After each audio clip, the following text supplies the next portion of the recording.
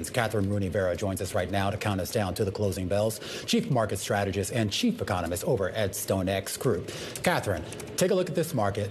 Take a look at price levels. Take a look at how far we've gone in 9 weeks. Are you worried? Well, I think the market has clearly priced what is reality, which is fantastic earnings. I think we all know that. And now this has been proven that it's not a bubble because we have the earnings to correspond to the valuations and all the hype. But I think, Romaine, that the market may be discounting the strongest part of Q1 and kind of like extrapolating that for the rest of the year. Refunds, we had big tax refunds in April that helped household cash flows. You had AI-related revisions powering earnings. You had April, and then you had April show weakness and real income follow through. So that for me says that the follow through for the rest of the quarters could disappoint. So I'm a bit more cautious, I think. Well, that was a big question too. When we started to see, first of all, the rebound off those lows, which seemed appropriate after the big sell-off after the bombs started flying. But once we sort of surpassed that and kept going, there was a lot of talk about whether this was just sort of a pull forward of gains. The idea that, yeah, some of these valuations may be justified, but at the end of the day, you cannot keep a market continuing to run this hot at this pace for the rest of the year and beyond. Yeah, that's right. But I guess you can if earnings remain very strong and the U.S. consumer remains strong. Those are, I think, the two most important things.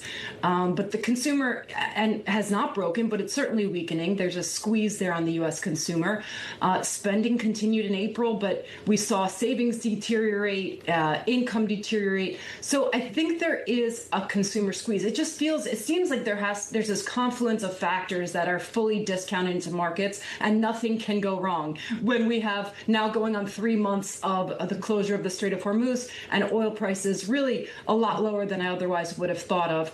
The Fed is not going to be able to cut, I think, and I've said this since earlier this year, I think the risk of rate hikes is material. So the Fed doesn't even have to hike, really, Romaine, when you think about it, for financial conditions to remain restrictive. You have high oil prices, gas at the pump, you have a market that you have 10-year treasuries, you have moving higher, you have 30-year mortgages that are very high. So I think in that environment, the Fed is not cutting. Probably a good chance of a hike, I think, by year end.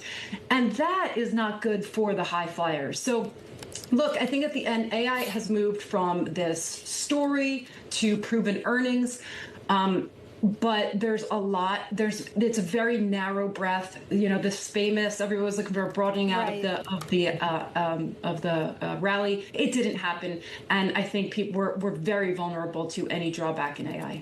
Well, I do want to talk a little bit more about that because, you know, you just mentioned a whole bunch of headwinds or maybe cross currents if you're more of an optimist. But, you know, the conversation we were having at the top of the show that this is the AI economy. You take a look at the details of the GDP print and then you take a look at just the index performance. This is the AI market as well. You think about, you know, what's going on at the long end of the Treasury curve, what's going on with the Federal Reserve, what's even going on with the Strait of Hormuz. How much does that really matter for the absolute mega cap companies who are driving a lot of these gains that are really reliant just on sort of business to business spending rather than consumer health?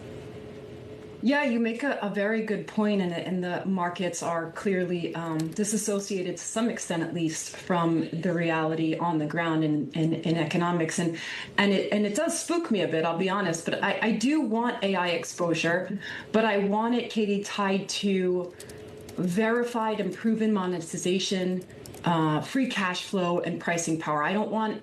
I just came back from Mexico meeting with clients yesterday, and I advise them not to pay peak multiples for companies that still need constant CapEx acceleration to defend their valuation. So that's how I'm looking at it. I'm not looking at it with, you know, CapEx versus productivity. It's which of these are going to be the winners and which are going to be the losers. So yes, stay invested, but raise the quality bar. I don't think this is a beta market that we can just go out and fling the dart and do very well. Bottom line, I think equities can move higher if earnings keep delivering. But the next 5 to 10%, I think, depends less on AI enthusiasm and more on the real economy, inflation, oil prices, rates, and breadth. And Kathryn, we only have about 30 seconds left with you, but I do want to talk a little bit more explicitly about fixed income, what the shape of the Treasury curve does look like if we do actually get to a rate hiking scenario. Yeah, if we get into a rate hiking scenario, then it's going to be I think all bets are off in terms of risk assets, and there's going to be a likely flight to quality. I think duration. I think duration, even at this juncture, if you get above 4.5% on the 10-year, I think that's going to start being attractive for duration. But yeah, I really do think that scenario is not priced. We do see Fed funds futures pricing in an element of rate hikes this year, one I believe by December. But my suspicion, Katie, is that the Fed will be moved by the markets, and more rate hike pricing is in the pipeline. All right, Kathryn, got to leave it there. Kathryn Rooney Vera over at StoneX Group as we continue to keep an eye on the S&P 500.